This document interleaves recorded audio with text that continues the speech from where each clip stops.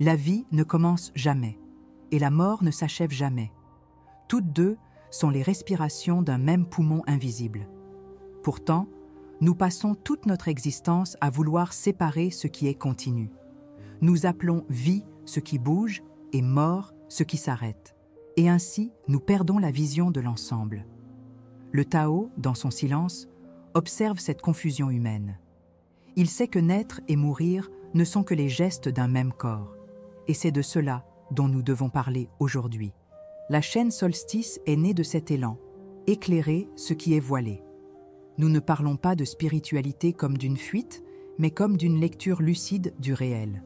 Chaque vidéo est une invitation à voir l'invisible au cœur du quotidien, le geste oublié, la pensée répétée, le cycle qui se renouvelle en silence. Le but n'est pas de convaincre, mais d'éveiller. Pense au moment où une feuille se détache de l'arbre. Pour le regard ordinaire, c'est la faim. Pour la terre, c'est une nourriture. Pour le temps, une continuité. Cette image simple contient le même principe qui gouverne l'univers. Rien ne disparaît vraiment. Tout change seulement de forme. Pourtant, nous vivons engourdis par l'illusion de permanence, prisonniers de la peur de cesser. Cette cécité nous empêche de vivre pleinement, car seul celui qui comprend la mort apprend la valeur de l'instant. C'est cela que Solstice cherche à restaurer, la vision du flux. Mais avant d'aller plus loin, il faut un choc de conscience. As-tu déjà réalisé que tout ce qui t'entoure, ton corps, tes souvenirs, tes réussites, est en dissolution constante? Ce n'est pas du pessimisme, c'est de la précision.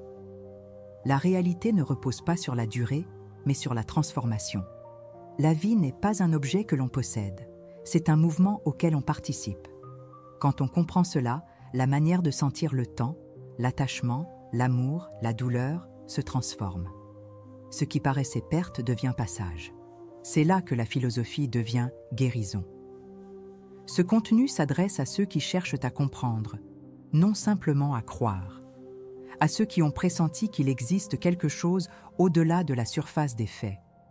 À ceux qui sentent que la vie ordinaire, avec sa hâte et ses peurs, n'explique pas tout.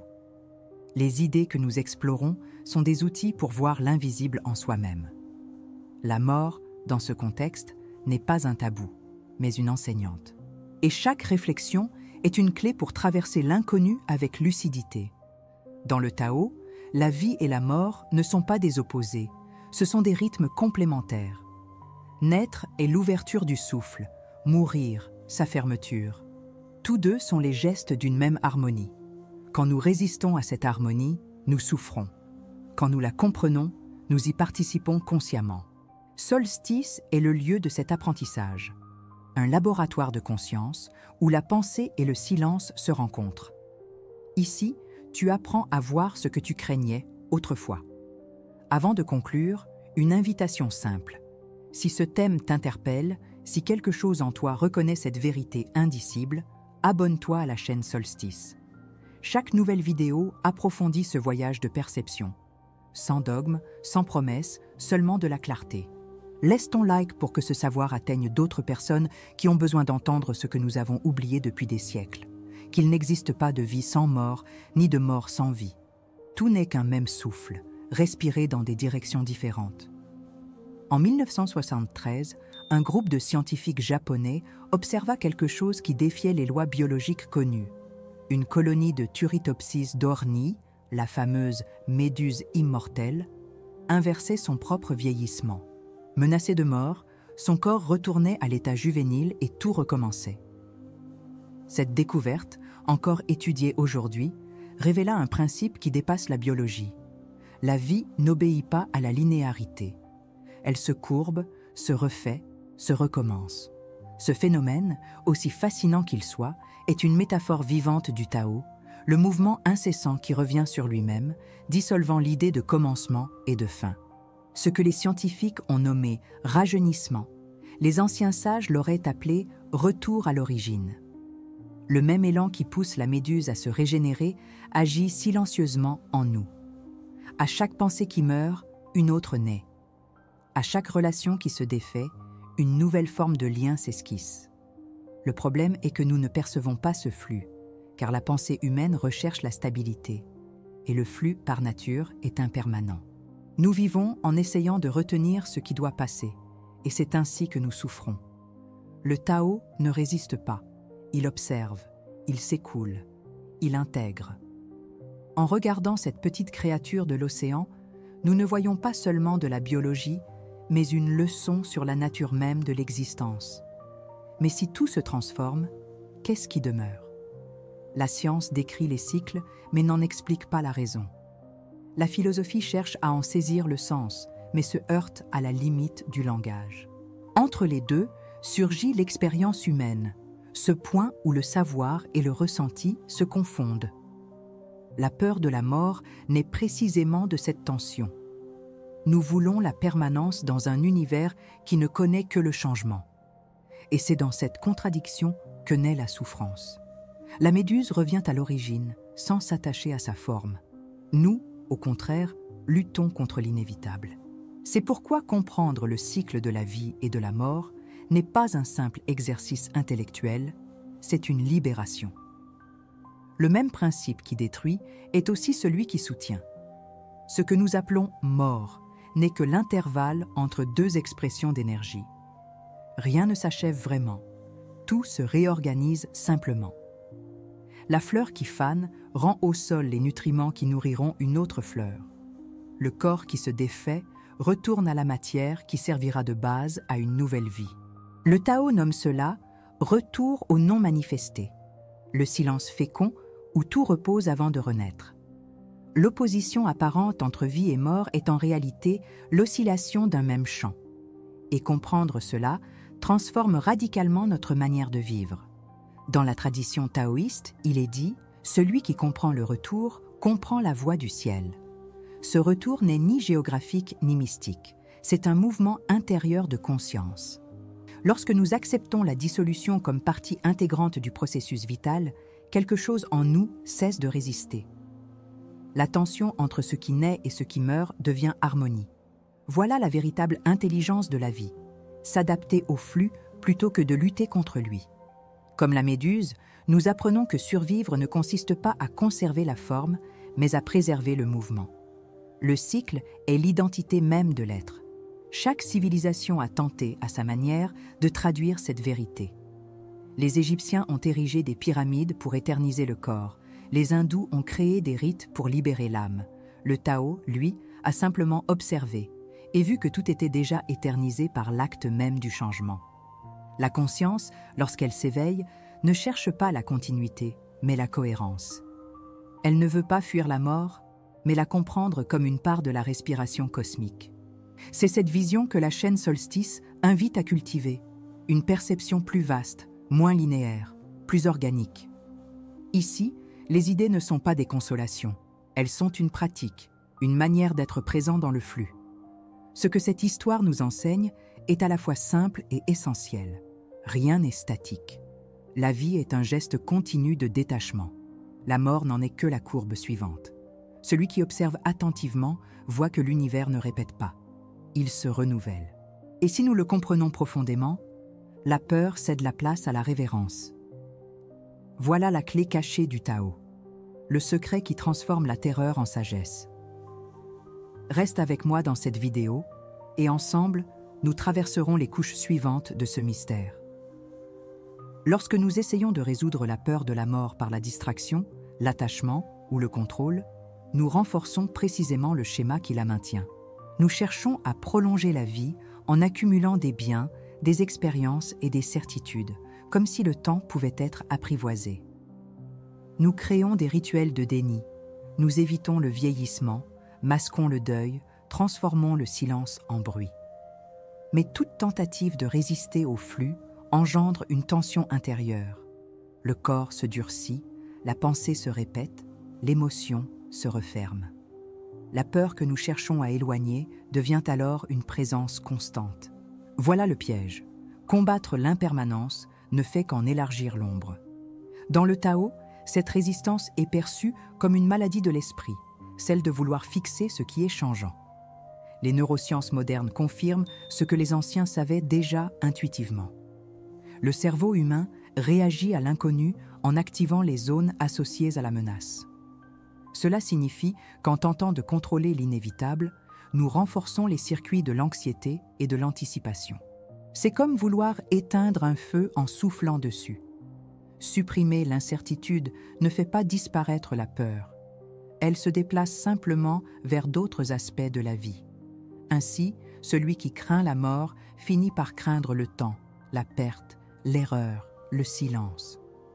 La racine est toujours la même, le refus de se mouvoir avec le flux. La solution, dès lors, ne réside pas dans la victoire sur la peur, mais dans la transformation de notre manière de la percevoir. Il existe une pratique peu connue qui relie la tradition taoïste et la recherche scientifique, l'observation cyclique de la respiration. Contrairement à la méditation classique, qui cherche le calme, elle repose sur la reconnaissance consciente du rythme naturel du corps. Inspirer, c'est la vie. Expirer, c'est la mort. À chaque cycle respiratoire, nous expérimentons en miniature le principe universel de l'alternance. Des études récentes montrent que cette attention rythmique régule le système nerveux autonome, diminue l'activité de l'amygdale cérébrale et augmente la cohérence cardiaque. C'est une manière d'apprendre au cerveau à percevoir le changement non comme une menace, mais comme une continuité. Voilà le pont entre la pensée et la biologie. L'exercice est simple et profond. Assieds-toi confortablement et remarque l'intervalle entre l'inspiration et l'expiration. Ne le prolonge pas, ne l'interromps pas. Observe simplement l'instant où un mouvement se termine et l'autre commence. Cet intervalle est le symbole vivant du passage entre la vie et la mort. Il n'y a pas de peur, car il n'y a pas d'identité fixe. En pratiquant cela chaque jour, le corps apprend que la fin n'est pas une absence, mais une transition. Cette expérience, répétée avec attention, modifie la structure même de la perception. C'est un entraînement neuronal. À chaque respiration consciente, le cerveau apprend à demeurer entier dans l'impermanence. Chercher à comprendre la mort comme un concept ne fait qu'élargir la distance entre penser et ressentir. C'est pourquoi le Tao insiste. La voie n'est pas intellectuelle, mais sensorielle. Il faut rééduquer le corps à percevoir le temps comme un courant, non comme une prison. Le cerveau humain peut l'apprendre physiologiquement, mais cela demande une répétition consciente. Ainsi, la philosophie et la science se rejoignent dans le même geste, respirer avec présence. Quand l'esprit commence à comprendre par l'expérience plutôt que par la théorie, la peur perd sa structure. Le corps cesse de réagir comme si la faim était une intrusion. Surgit alors une sérénité qui ne vient pas de l'espoir, mais de la lucidité. Cette pratique simple est une manière de désarmer l'instinct de contrôle qui engendre la souffrance. Au lieu de lutter contre l'impermanence, nous apprenons à la reconnaître comme notre propre nature. La respiration cyclique est un laboratoire de l'existence.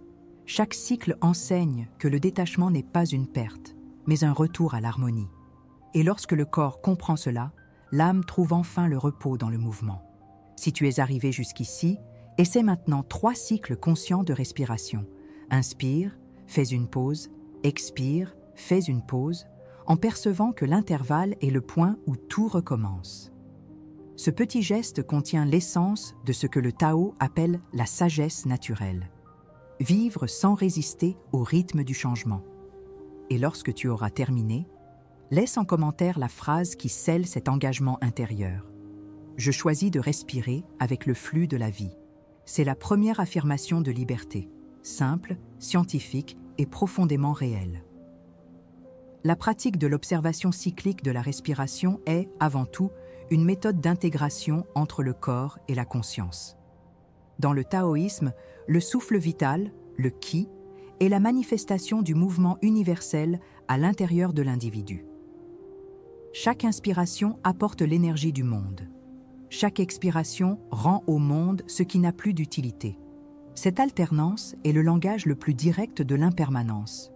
En observant le cycle respiratoire, nous cessons de penser le temps pour commencer à le sentir dans sa pulsation naturelle. C'est à ce moment que la connaissance cesse d'être théorique pour devenir corporelle. Le Tao enseigne que ce que le corps comprend, l'esprit n'a plus besoin de contrôler. l'exercice agit selon le principe de régulation.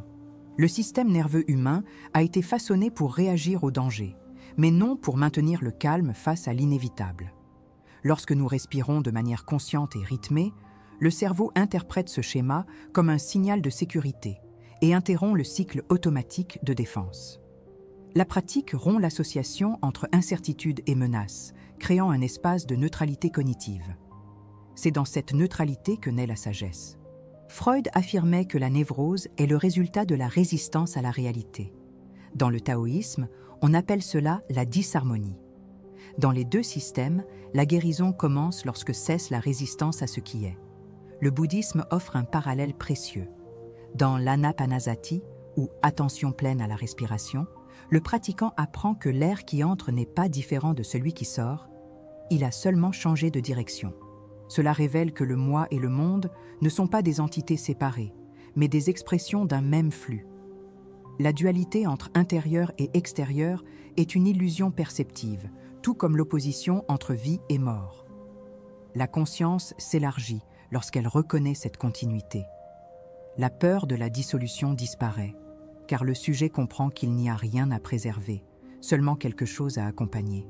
Le vide, si mal compris en Occident, est ici la plénitude de ce qui n'a pas besoin de forme.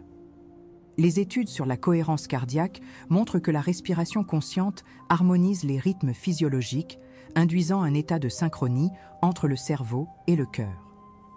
Cette synchronie est mesurable. La variabilité cardiaque augmente, le cortex préfrontal se stabilise et la perception subjective du temps s'élargit. En termes taoïstes, cela revient à aligner le ki interne avec le ki de l'univers. Il n'existe pas de séparation entre physiologie et spiritualité. Il n'y a que des langages différents décrivant le même phénomène.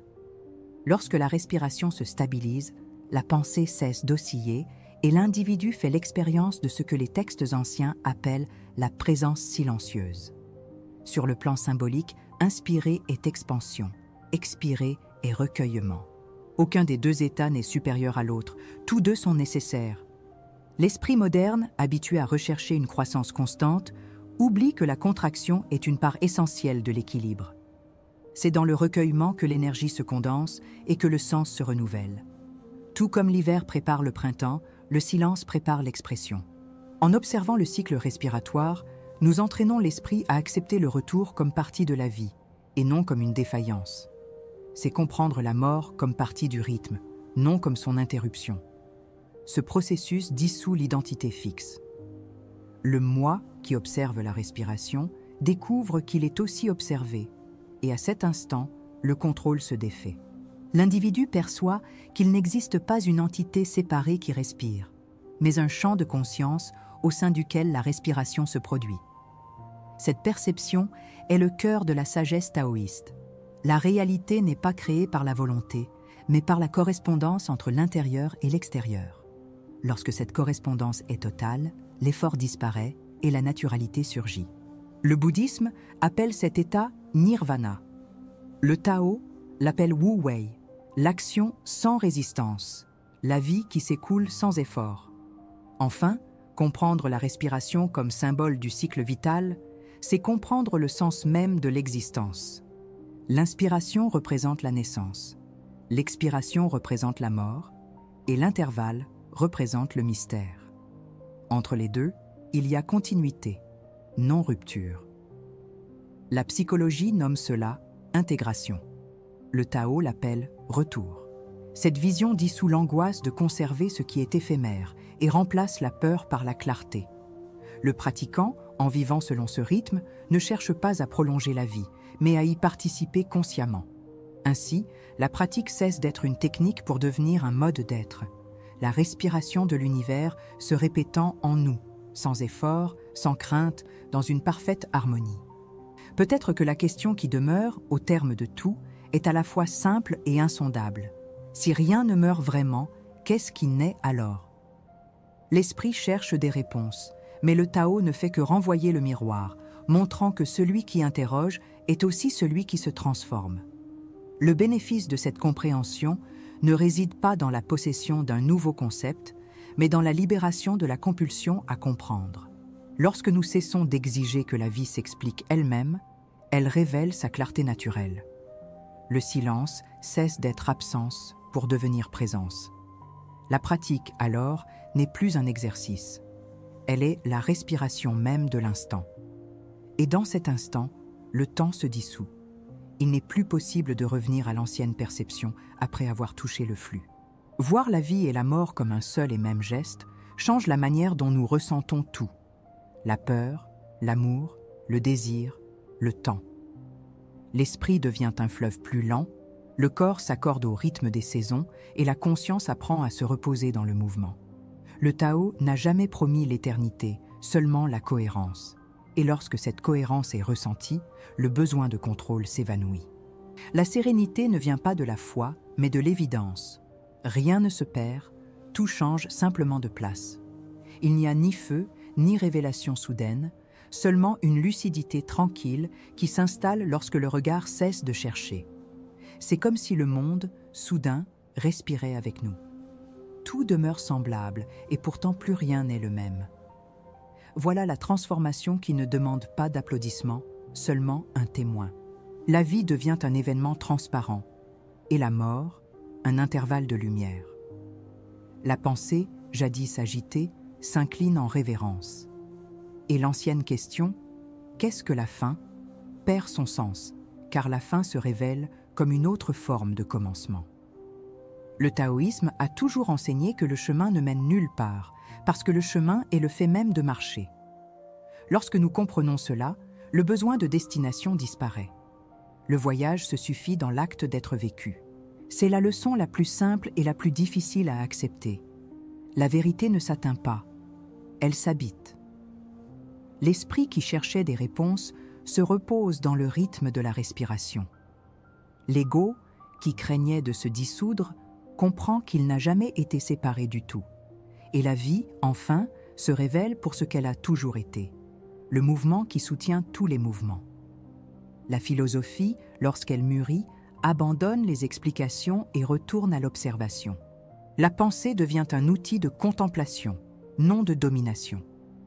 C'est là que la science, la psychologie et la spiritualité se rejoignent. La respiration, étudiée comme mécanisme, vécue comme méditation, comprise comme symbole, devient un pont entre l'humain et l'infini. Le Tao appelle cela le retour à l'origine sans quitter sa place. Ce n'est pas un état à conquérir, c'est une perception à se rappeler. Et ce qui se rappelle n'est pas nouveau. C'est l'essence même qui a toujours respiré à travers nous. Rien ne se conclut, car rien n'est séparé. La vie et la mort continuent de danser sous des noms différents, et l'observateur n'est qu'une forme que prend le rythme. Ce qui change, c'est la manière de voir. Là où il y avait peur, il y a désormais curiosité. Là où il y avait précipitation, il y a précision. L'esprit comprend que le silence n'est pas l'opposé du son, mais le champ où le son naît. Et cette perception ne clôt pas le voyage, elle l'approfondit. Le Tao ne termine pas, il élargit. Il ne promet pas de réponse, il offre la présence. Et la présence est tout ce que nous avons toujours cherché. Si quelque chose en toi s'est mis en mouvement au cours de ce voyage, permets à ce mouvement de continuer. Observe tes propres pauses, tes propres cycles, et vois ce qui naît lorsque tu cesses de résister. Dans les commentaires, partage ce que tu as trouvé dans ce silence. Un mot, une sensation, une respiration. Chaque témoignage est un écho du même chemin, une façon d'avancer ensemble sans avoir à arriver. Continue à suivre ce parcours, non pour trouver des conclusions, mais pour apprendre à voir l'invisible. Car comprendre la vie, c'est simplement apprendre à mourir à chaque instant, avec légèreté, avec conscience, avec gratitude.